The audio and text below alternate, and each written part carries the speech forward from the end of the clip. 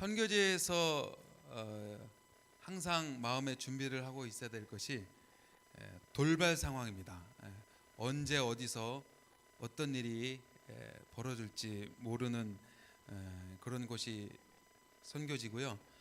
그 중에 일환으로 선교제에서 이제 병이 나서 요번에 귀국하게 됐습니다. 제가 있는 중국 운남성이 이제 중국 전체에서 그 왼쪽 밑에 서남 지역이고요. 거기가 이제 고산지대니까 제가 있는 곤명은 해발 한 1900m 정도 되고 그나마 거긴 좀 낮은 데고 이제 더 저희가 가는 사역지가 보통 2100m에서 한 2300m 되는 그 산에 사는 묘족들. 그러니까 산에 살기 때문에 산에서 이렇게 쫓겨서 산에 사는 그 이유는 착해서 그렇습니다.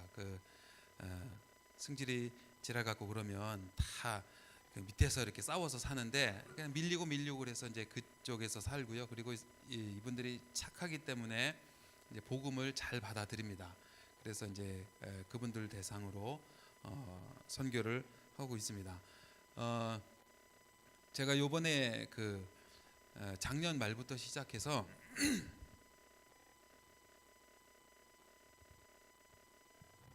이 열이 계속 나더라고요. 그래서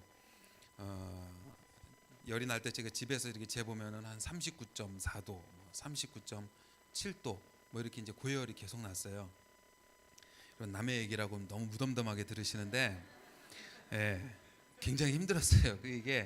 그것도 뭐 하루 이틀도 아니고 한 2달 반 이상을 계속 그렇게 열이 나니까 뭐 이제 항상 이렇게 얼굴이 막 빨개 있어요. 그래 제 애들이 아빠 또 열나? 이제 자꾸 이제 그렇게 하고요. 그리고 이제 이게 열이 이제 계속 나고 그래서 그쪽 병원을 가면 중국 병원이 참 그래요. 별일 없다고 그러더라고요. 가면 나는 죽겠는데 나는 열이 나고 막 몸살이 계속 있고 막 오한이 계속 오고 그래서 너무너무 몸이 힘들어서 이렇게 가서 얘기를 하면은 뭐 별거 없다고 그래서 뭐 약도 안 주더라고요. 그래서 이제 뭐 한국에서 갖고 간 해열제 뭐 이제 감기약 뭐 이제 그거 먹고 이렇게 한 2달 반 정도를 이제 버텼어요. 그러다가 한 번은 이제 이게 열이 너무 계속 고열이 되니까 막 이제 하열까지 하고 막 그 변기 가득히 막 피가 막 가득 고일 정도로 막 이제 그렇게 계속 열이 나고 그랬는데 이제 거기 병원을 가니까 이제 한 번은 그러더라고요. 저보고 시골 지역을 가냐고 자주 가냐고 그래서 자주 간다고 그랬더니 이제 호흡기에 이제 감염이 된 것 같다고. 왜냐하면은 제가 시골 지역을 들어가면 이제 이분들이 다른 뭐 산골에 뭐 다른 게 뭐가 있겠어요. 그래서 뭐 한 번은 뭐 옥수수를 주기도 하고 뭐 한 번은 여기 돌 있는 데서 이렇게 했다고 뭐 꿀 주기도 하고 그러는데 제일 이렇게 많이 선물을 주시는 것이 살아있는 닭을 잘 줘요. 그것도 이제 다리만 이렇게 묶어갖고 제가 간다고 인사를 하면은 얼른 제 차에 이렇게 실어줘요. 그러면은 얘가 뭐 가만히 있겠어요? 집에 오는 동안 한 3시간 4시간 동안 그 안에서 뭐 다리만 묶여 있으니까 계속 푸덕푸덕 거리고 하여튼 뭐 먼지 피우고 막 계속 그래.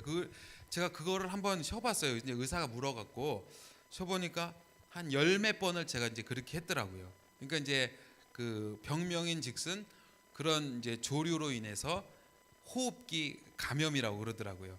그게 모르겠어요. 그게 이제 뭐 조류독감인지 뭐 어떤 건지는 모르겠는데 어쨌든 이제 그걸로 인해서 호흡기가 감염이 됐고 폐가 감염이 돼서 이제 열이 계속 그렇게 났던 거고요. 그리고 달리 뭐 어떻게 할 방법은 없고 이게 폐가 감염이 되면은 이게 등까지 같이 아파요. 이제 등하고 이 옆구리하고 그래서 이제 열이 나는 거는 뭐 해열제를 먹으면은 어쨌든 열은 조금 떨어지긴 하거든요. 그래서 이제 해열제 먹으면서 잘 이렇게 버티고 했는데 이게 이제 등하고 허리하고 같이 이렇게 아프니까 잠을 못 자서 한 3주 동안을 이제 불면증이 이제 온 겁니다. 왜냐하면 이렇게 계속 이렇게 침대에 엎드려만 있다가 그러다가 이제 나중에는 잠을 이제 못 들고 그래서 이제 그거는 뭐 이제 도저히 에, 참지 못해서 이제 요번에 나와서 검사를 했더니 뭐 CT하고 뭐 이렇게 폐하고 다 촬영을 했더니요. 병원에서 그러더라고요. 아, 여기 그 감염 흔적이 남아 있다고. 그래서 뭐 여러분 뭐 안심하셔야 됩니다. 지금은 이제 감염은 안 되고요. 전염은 안 되고 이제는 뭐 열 다 떨어지고 다 뭐 이제 나았으니까 끝나고 뭐 이렇게 여러분 악수하시고 하는데 아무 지장이 없을 겁니다. 근데 이제 흔적은 남아 있다고 그렇게 얘기를 하고 그리고 저보고 그렇게 한 2달 반 이상 그렇게 한 거는 굉장히 무식한 짓이라고. 그렇게 고열이 2달 이상 되면 사람이 죽을 수도 있는 건데 참 이렇게 무식한 짓을 하셨다고 그러더라고요. 그래서 이제 한 이제 3개월 가까이 그러니까 딱 2달 만에 제가 한 6kg가 빠졌어요. 그냥 멀쩡히 뭐 이제 이렇게 뭐 열이 너무 많이 나고 하니까 이제 잘 못 먹고 잘 자고 이러니까 제가 또 그거 이렇게 한 6kg 빠졌다고 얘기했더니 어떤 분들은 좋겠다 뭐 자기는 뭐 아무리 운동하고 막 그래도 1kg도 안 빠지는데 그걸 또 부러워하시고 거기서 또 은혜 받으시는 분이 계시더라고요. 하여튼 그래서 그렇게 지금 여기 와서 이제 검사를 했고 그리고 이제 너무 한 3개월을 그렇게 하니까 이 체력이 완전히 바닥이 돼서 지금 한 뭐 안 좋은 1단계를 지나서 한 2단계에 있다고 이제 그렇게 얘기를 하시더라고요. 그래서 체력을 회복하지 않으면 들어가면 이제 또 감염이 된다고 그런 말을 들었습니다. 그래서 어쨌든 그동안 이제 잠을 계속 못 자고 하다가 병원에서 준 이제 약을 지난주에 처음 처방을 받아서 이제 먹고 그날부터 잠을 잤는데요. 너무너무 은혜고 너무너무 감사했어요. 야, 이렇게 잠을 자는 게 이렇게 감사한 일이구나 생각이 들었고 하여튼 하나님께서 맡겨주신 그 일을 하기 위해서 오늘도 저를 비롯한 많은 선교사님들이 해외에서 이제 그런 일들을 하고 있는데 여러분 선교사들이 대단하기 때문에 제가 하여튼 우리 교회 오면 제일 많이 듣는 소리가 그거예요. 선교사님, 대단하세요. 뭐 어떻게 거기서 막 그렇게 하시냐고 막 그렇게 연달아서 얘기하시는데요. 여러분 선교사가 대단하기 때문에 뭐 제가 엄청난 무슨 뭐 마징가 제트 같은 그런 대단한 믿음이 있어갖고 거기서 그렇게 하는 것은 절대 아닙니다. 제가 이제 한 이렇게 몇 주 동안 잠을 밤에 이제 못 자고 하니까 밤에 뭘 하겠어요? 다른 식구들 다 자고 그 혹시 여기에 이렇게 불면증 그런 쪽에 혹시 이렇게 좀 어려움이 있으신 분은 아시겠지만 이게 잠이 싹 말라버려요. 싹 말라버리고 그리고 어떻게 잠이 들다가도 그렇게 하나 둘 셋 탁 하면 잠이 탁 깨듯이 깨고 그러니까 못 자는 겁니다. 그러면 앉아서 뭘 하겠어요? 뭐 이제 또 제가 목사고 선교사고 하니까 처음에는 뭐 이제 기도하고 뭐 하는데 그것도 하루 이틀이지 그 계속 못 하겠더라고요. 그러니까 뭐 이제 몸은 힘들고 막 그렇게 앉아 있고 하니까 이게 이제 잠을 못 자고 그러니까요. 정상인의 삶이 아니에요. 이거는 정신이 있는 건지 없는 건지 뭐 해갖고 아무 뭐 의욕도 안 생기고 뭐 아무것도 못 하겠더라고요. 여러분 그럴 때 선교사들 마음 가운데에 뭐 이제 드는 생각이 내가 주를 위해서 이렇게 뭐 목숨까지도 버려야 되겠다 그런 건 사실 거짓말이고요. 접어야 되겠다. 때려치고 돌아가야 되겠다. 그런 생각이 솔직히 들더라고요. 다른 걸 아무것도 못 하겠으니까 선교사들이 그렇게 연약한 사람들입니다. 뭐 무슨 뭐 그런 어떤 뭐 대단한 믿음이 있어서 그런 일들을 감당하는 건 절대 아니고 그냥 하나님이 거기서 그 일을 하라고 했으니까 사실은 하는 거고 그리고 선교사들의 사역을 하는 뭐 모르겠습니다. 다른 우리 교회 이제 저 말고도 다른 선교사님들이 계시는데 그분들은 어떤지 모르겠지만 제가 아직 모여서 회의를 안 해봐서 모르겠는데 저 같은 경우에는 그냥 선교지에서 하나님이 보내셨으니까 거기서 버티는 겁니다.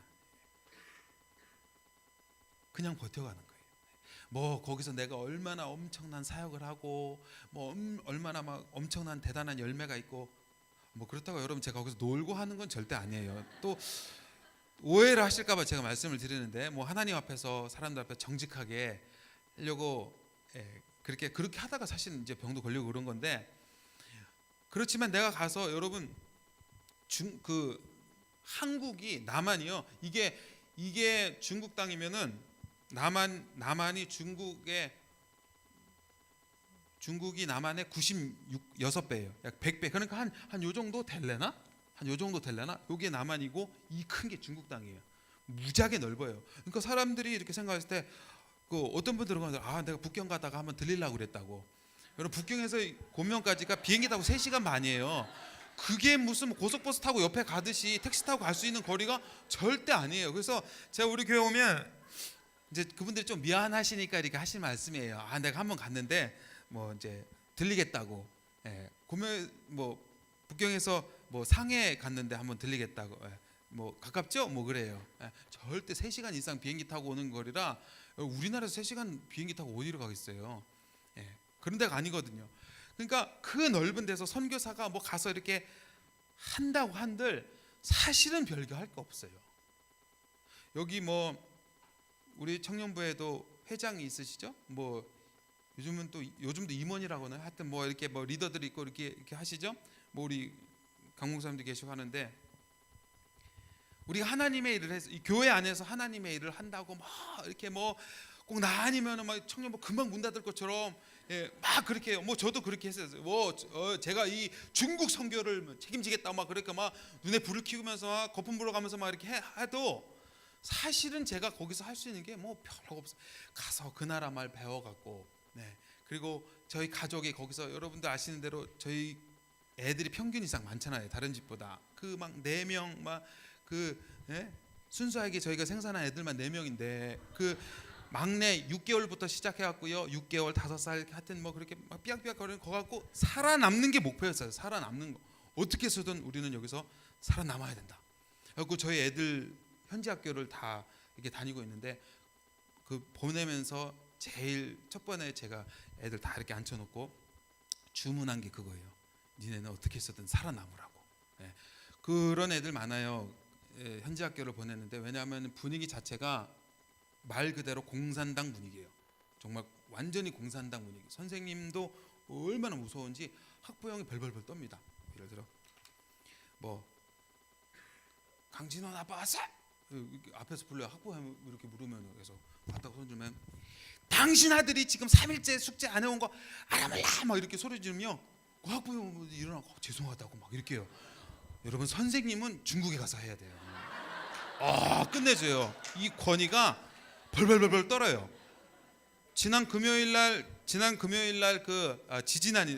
금요일 날 저희 큰 아이 둘째 아이가 지금 중3이라서 학부모 회의를 소집을 했는데, 이제 제가 없어서 막내 학교 올 시간 이렇게 애 받아야 될 시간이고 그래갖고 학교를 안 갔거든요. 근데 그 다음 날 전화가 왔어요.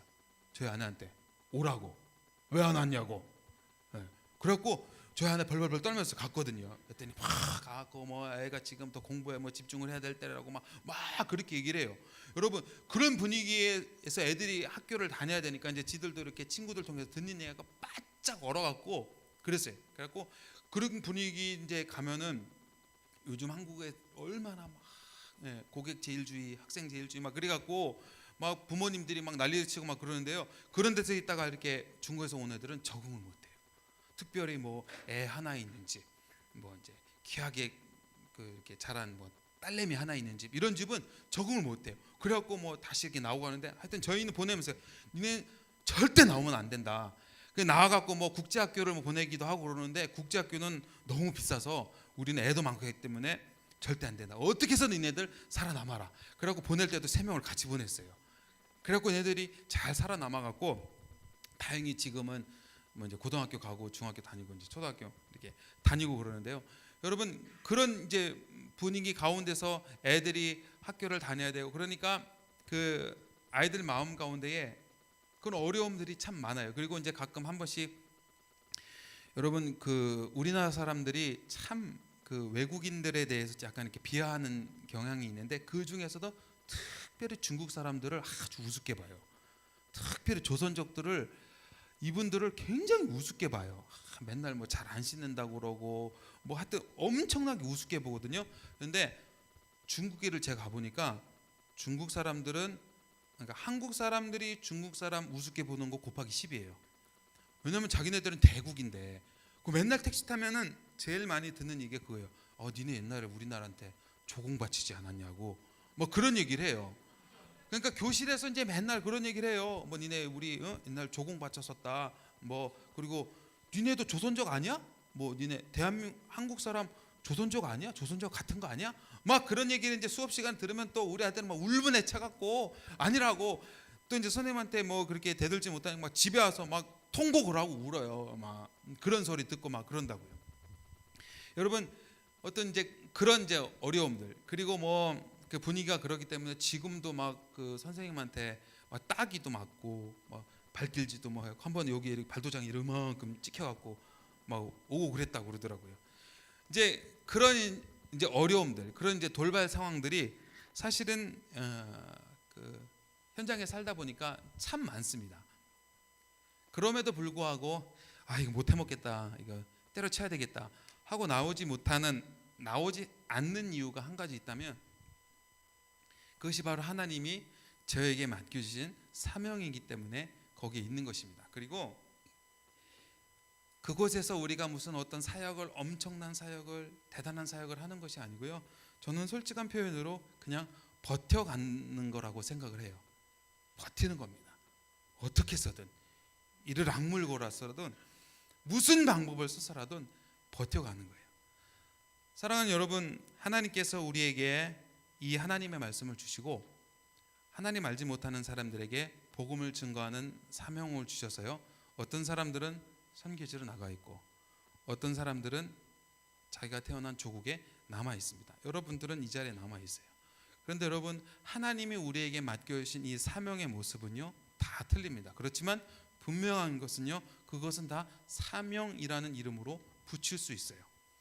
여러분들에게 가정, 허락하신 가정, 여러분들의 허락하신 직장, 학교 이 모든 걸요 하나님이 그냥 주신 게 아니에요. 어떻게 하다 보니까 재수 들을 게 없이 거기 갔네. 그게 아니에요. 뭐 여러분 성적 따라 가신 줄 아세요? 여러분 뭐 이렇게 여러분의 뭐 어떤 그런 스펙 따라 간 게 절대 아니에요. 하나님이 실수하실 하나님이실 것 같으세요? 천만에요. 절대 그렇지 않습니다.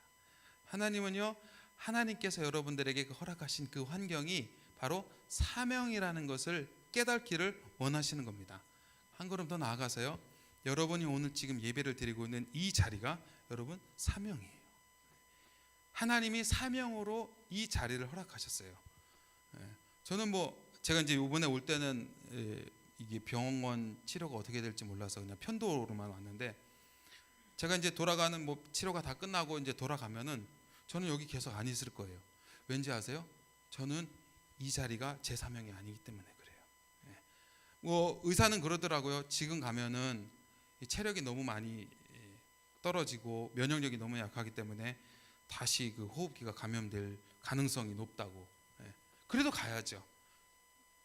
거기는 제 사명지이기 때문에 그렇습니다. 여러분 선교사가 그 땅 가운데서 버텨나갈 수 있는 한 가지 이유가 있습니다. 그것은 바로 하나님께서 날 사랑하신다는 그 사랑이 내 마음 가운데만 부어지면요 그리고 그것이 사명으로만 깨달아지면 저희는 갈 수 있어요. 여러분 우리 그리스도인도 마찬가지예요. 여러분들이 돈으로 살아가는 사람들입니까? 여러분 그렇다면 세상 사람들과 다를 게 뭐예요? 좋은 직장 때문에 너무 해피해. 그래서 살아가는 건 아니거든요. 뭐 모든 사람들이 이렇게 한눈에 집중할 만한 외모가 있기 때문에 뭐 여기는 뭐 그런 사람은 한눈에 띌 만한 사람 별로 없는데 이렇게 보니까 그러기 때문에 우리가 뭐 살아갈 만한 이유가 되고 그러기 때문에 기쁘고 여러분 그렇다면은 우리가 세상 사람들과 다른 게 도대체 뭔가요? 우리는요 세상 사람과 절대로 같지 않습니다. 이사야서 43장에서 우리 주님이 말씀하십니다. 너 두려워하지 말라. 내가 너와 함께 할 것이다. 그렇게 말씀하시면서 하나님이 4절에서 뭐라고 말씀하시면은 내가 너를 보배롭고 존귀하게 여기신다고 그러세요. 하나님이 여러분 한 사람 한 사람을 보시고 이거 쓸만한데 이놈 쓸만한데 그래서 여러분들에게 은혜를 주시고 구원시켜 주시고 그래서 이렇게 교회에서 사역을 하게 하는 거 뭐 봉사를 하게 하는 거 여러분 절대 아니에요. 그런 거 아니에요. 하나님은요 그냥 그런 거 여러분 상관없이 여러분의 그 어떤 여러분이 내가 아무리 믿음이 막 대단하고 나한테 이런 믿음이, 여러분 그 믿음 보셔서 하나님이 여러분들을 구원하신 게 아니에요. 그 전에 구원하신 거예요. 죄인 되었을 때에 하나님이 먼저 여러분을 사랑하시고 먼저 구원해 준 거예요. 그리고 여러분들을 보시면서 내가 너를 보배롭고 존귀하게 여기겠다라고 말씀하세요. 여러분 이게 보석처럼 여기겠다라는 그런 같은 의미거든요. 어원상으로. 여러분 누가 여기 혹시 이 중에 이제 애인이 있는지 모르겠는데, 예? 여러분 남자친구가 300일 됐다고, 1주년 됐다고 여러분들에게 반지를, 그것도 다이아가 하나 박힌 그걸 하나 줬어요. 그러면 그 반지를 받고 여러분 어떻게 하겠어요? 반지를 반지네? 이러고 여기 주머니에 넣고 다니겠어요? 어떻게 하겠어요? 받아봤어야 알지 뭐. 예? 반지를 딱 받잖아요. 근데 설명을 해드릴게요. 반지를 딱 받잖아요. 반지를 딱 받는 순간 머리야, 머리야, 왜 이렇게 머리가 아프지? 이렇게 돼요. 이렇게. 그걸 누가 시켜서도 하는 게 아니고 자연히 그렇게 된 거. 나 이제 머리가 아파, 이상하게 모르겠어. 이렇게 돼요. 왜 그런지 아세요? 왜 그렇겠어요? 대답을 좀 해봐요. 대답을. 왜 그렇겠어요? 자랑하고 싶으니까. 그렇죠? 이제 좀 말이 통하네요. 그거 받으면 그 자랑을 해야죠. 이걸 자랑을 안 하면 이 기쁜 소식을 증거를 해야 되는데 그걸 어떻게 참겠어요? 그러니까 머리야 막 이렇게 되는 거예요. 이거 뭐지 이렇게 이렇게 괜히 이렇게 하고, 이게 자연히 나오는 거예요. 그만큼 자랑하고 싶은 마음. 여러분 하나님이 여러분들을 보고 보배롭고 존귀하고 자랑하고 싶다고 얘기하세요. 여러분들이 무슨 얼마나 대단한 존재라서 아니요, 절대 그렇지 않아요. 여러분들의 모습과 상관없이, 심지어 여러분들이 믿음이 엄청 좋아서 막 찬양단 이렇게 하고 교회 되게 그렇게 해야만 보배롭고 존귀가 아니고요. 그리고 상관없이 죄가 있어도 원래 우리는 죄 가운데 태어난 사람인 걸 하나님이 아세요. 깜빡 속았다. 너 그런 죄가 있었냐? 깜빡 속았. 사람은 속을 수 있어도요, 하나님은 절대 속지 않으세요. 우리의 중심을 아세요. 보시면 다 알아요. 하나님은 앞에서만 봐도 대충 이렇게 보면 알 수 있는데, 하나님 우리를 만드신 분이기 때문에 우리의 중심을 아세요. 그래서 여러분 그렇게 괜히 하나님 앞에서 이렇게 포장하고 내가 엄청 믿음이 좋은 거, 하나님 나 좀 받아주세요, 날 받으시니까요, 이렇게 할 필요 없어요. 그냥 우리에 있는 모습 그대로를 가지고 하나님은요 자랑하고 싶어 하세요. 자랑하고 싶어서. 여러분 정말 그 보석이 있으면 자랑하고 싶은 것처럼, 우리 집에 아들들이 있으면 내가 이렇게 있다고 이렇게 자랑을 하고 싶은 것처럼, 하나님이 여러분 한 사람 한 사람을 자랑하고 싶어 하신답니다. 여러분 이것이 바로 하나님의 사랑이에요. 묻지도 않고 따지지도 않고 그냥 있는 우리의 모습 그대로. 그렇기 때문에요, 여러분 우리가 살아가면서 이 하나님의 사랑을 모르고 살아가는 사람들처럼 참 불쌍한 사람이 없어요. 특히 예배는 나오지만, 이렇게 예배는 드리고 주일날 이렇게 나오긴 하지만, 그런데 하나님의 사랑을 모르고 살아가는 사람은 그거 진짜 불쌍한 사람이에요. 왜 나와요? 물론 이해는 합니다. 안 나가면 부모님이 핍박을 하시기 때문에 어쩔 수 없이 나오는 그런 모태신자를 비롯해서 그런 사람들이 많이 있긴 있어요. 그런데요, 여러분 이렇게 하나님 앞에 나와서 예배 드릴 수 있는 이 기회, 하나님이 말 그대로 우리에게 기회를 주시는 겁니다. 여러분 기회라는 그 속담 있죠? 앞은 머리숱이 많은데 뒤는 대머리래요.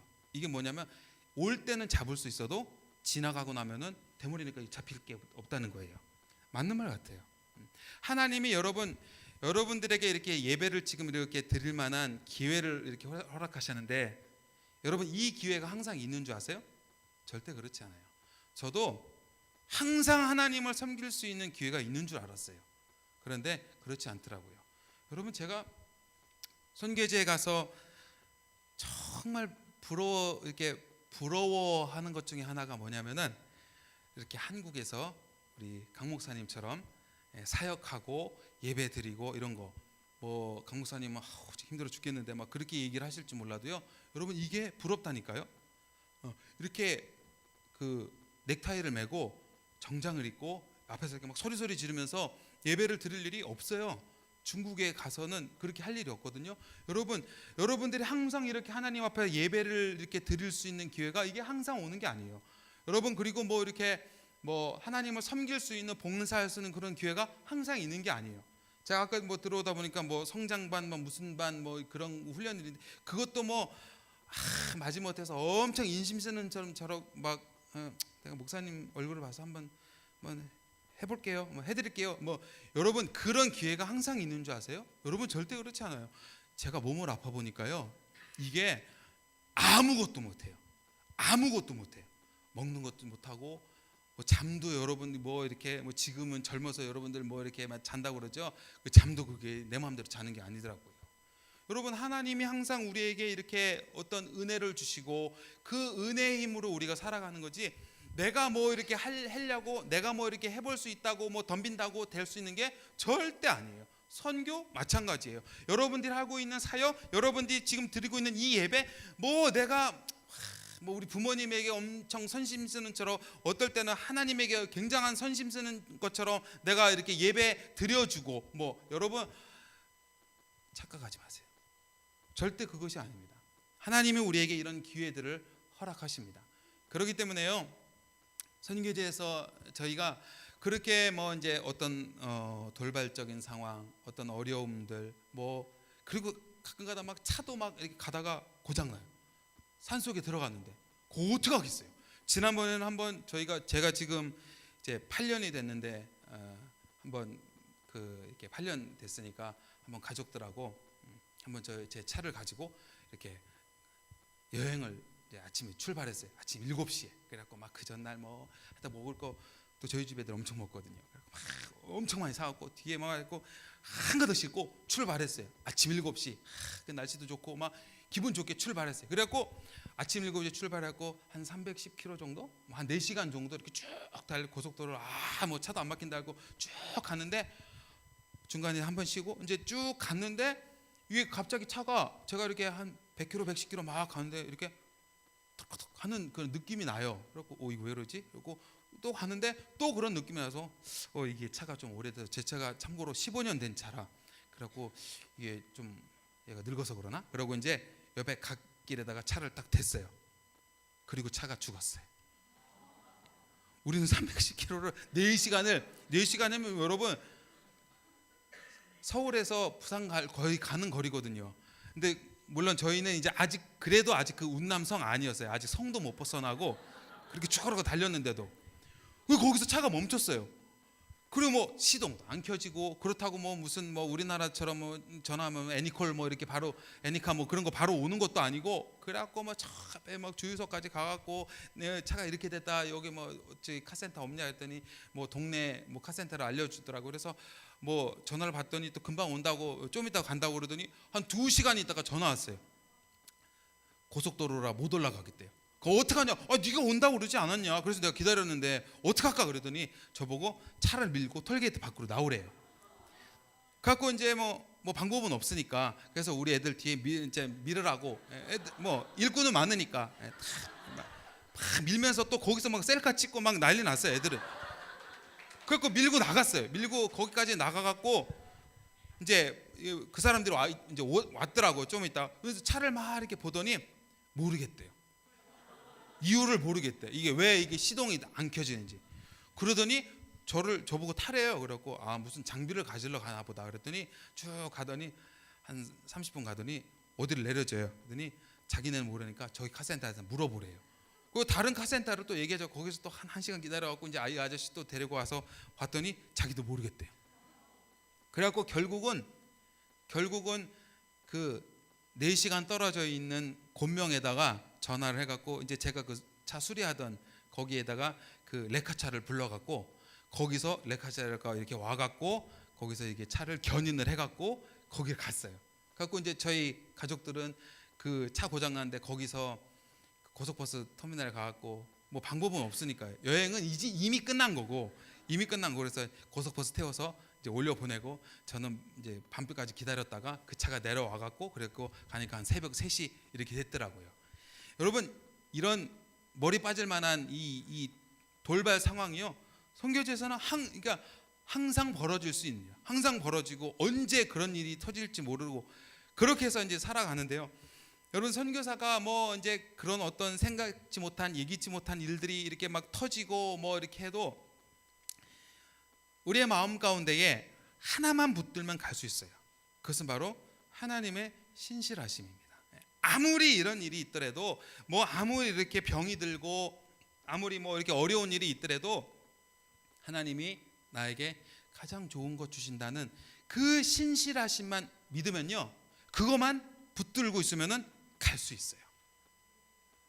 하나님이 괜히 나 이렇게 어렵게 하시는 분이 아니다. 여러분 그런 어려움을 당하면요, 저도 모르게 그런 기도가 나와요. 하나님 도대체 나한테 왜 그러세요? 내가 뭐 어떻게 하라고요? 아니 여기 선교지까지 이렇게 나와갖고 내가 그동안 나가기 전에 그렇게 자세히 브리핑을 해드렸는데 나는 이러이러해서 나갈 수 없습니다.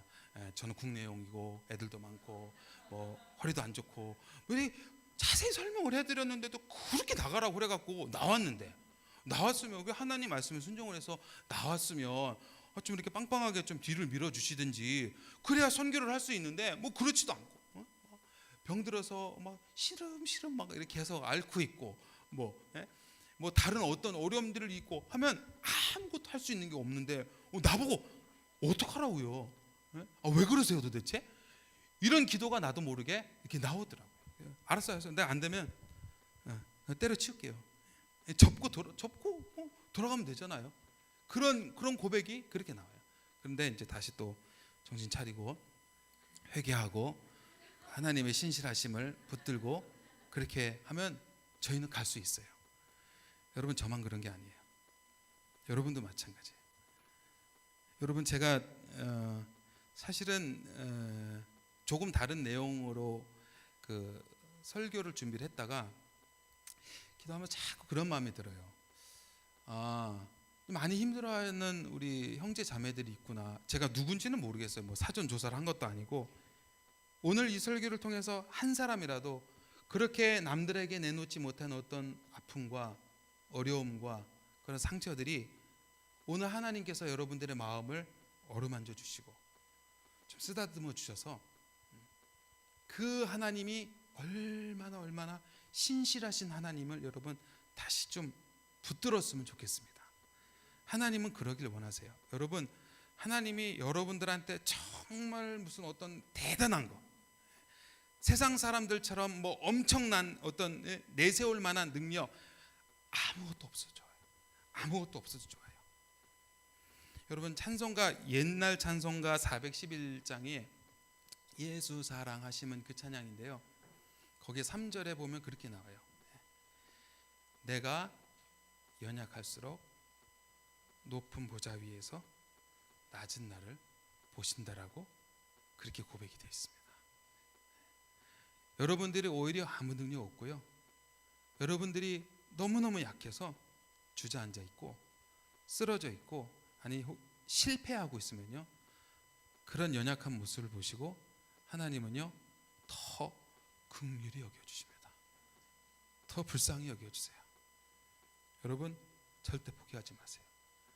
다른 건 좀 포기해도 돼요. 물질은 좀 포기해도 되고 뭐 직장도 좀 포기해도 돼요. 그런데 이 하나님의 사랑, 이 하나님의 신실하심은 절대로 포기해서는 안 됩니다. 우리의 목숨을 걸고 붙들어야 될 것 바로 이 하나님의 사랑입니다. 여러분 그 복음성가 책 중에 찬미예수라는 그 책이 있습니다. 그 찬미예수 책을 보면은 그게 이렇게 손으로 악보를 다 이제 이렇게 그린 악보들인데 저는 맨 처음에 이거를 누가 그랬냐 참 대단하다. 그 뭐 2,000곡이 넘는 곡을 다 그렇게 하셨는데 그거 발행인이 그 최영덕 집사님이라는 분이세요. 이제 최영덕 간사님이라고 이렇게 부르기도 하던데요. 이분이 그 지은 뭐 나의 등 뒤에서 뭐 나자네처럼 밤엔 날처럼 이제 그런 이제 여러 가지 노래들을 지으셨는데 이분이 그 딸이 있었는데요. 딸이 백혈병인가 뇌에 암인가 하여튼 무슨 암이 걸려갖고요. 한 5년 정도 투병 생활을 하다가 결국은 중학생 때 하늘나라로 갔어요. 여러분, 제가 옛날에 사역했던 어떤 교회에서도 중학생 딸이 그렇게 어려움을 당하다가 결국은 하나님 나라로 간 그런 경우가 있었거든요. 우리 교회에서 그랬었어요. 옛날에 그 이성우 목사님 계실 때 어떤 한 아이가 그랬는데 그분들이 나중에는 교회를 안 나오시더라고요. 뭐 이해는 됩니다. 너무너무 마음이 힘들고 아프고 어려워서 안 나오셨는데 이 최홍덕 집사님은 그렇게 딸을 먼저 보냈어요. 그런데 그분이 찬송을 어떤 찬송으로 고백했냐면요. 하나님 한 번도 나를 실망시킨 적 없고 언제나 공평과 은혜로 나를 지키셨네. 오 신실하신 주, 오 신실하신 주, 내 너를 떠나지 않으리라, 내 너를 버리지 아니하리라 약속하셨던 주님, 그 약속을 지키사 이후로도 영원토록 나를 지키시리라 확신하네. 여러분, 이렇게 고백을 했습니다. 어떻게 이분이 이런 고백을 할 수 있었을까요?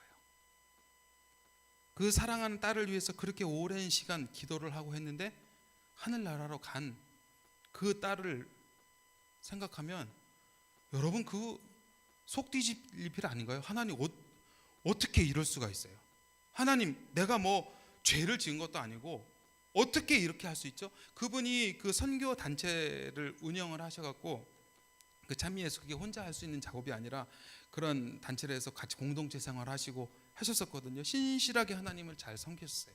그런데 딸의 죽음이 있었는데 그분은 그렇게 고백을 했습니다. 하나님은 한 번도 나를 실망시키지 않으셨더라고.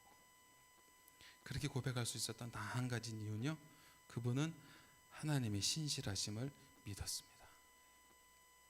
여러분, 조그만 어떤 이익 앞에서 희거리고 너무너무나 그냥 가벼운 모습 보이고, 그리고 조금만 어떤 불이익과 어려움이 오면은 하나님 안 계신 것처럼, 하나님이 나를 사랑하시지 않은 것처럼 그렇게 가볍게 신앙생활하는 우리에 비해서는 이분이 고백했던 하나님, 이 하나님은 다른 하나님인가요? 그렇지 않아요. 동일한 하나님이십니다. 사랑하는 여러분, 남에게 차마 얘기할 수 없는 어떤 아픔을 갖고 있을지라도 여러분 삶에 어떻게 내가 하나님을 섬기는데 이런 일이 벌어질 수 있을까라고 정말 기가 막힌 그러한 일을 경험을 했을지라도 여러분 가정에, 여러분 인생 가운데에, 여러분 부모 형제들 가운데에, 그리고 내 삶 가운데에 설명할 수 없는 그런 일이 벌어졌고 그런 일을 닥쳤다 했을지라도 그것은요, 한국에 있을 뿐만 아니라 선교지에 있는 저희도 마찬가지입니다. 그렇지만 우리가 꼭 기억해야 될 것은요, 하나님은 신실하신 하나님이십니다. 여러분들을 너무나 사랑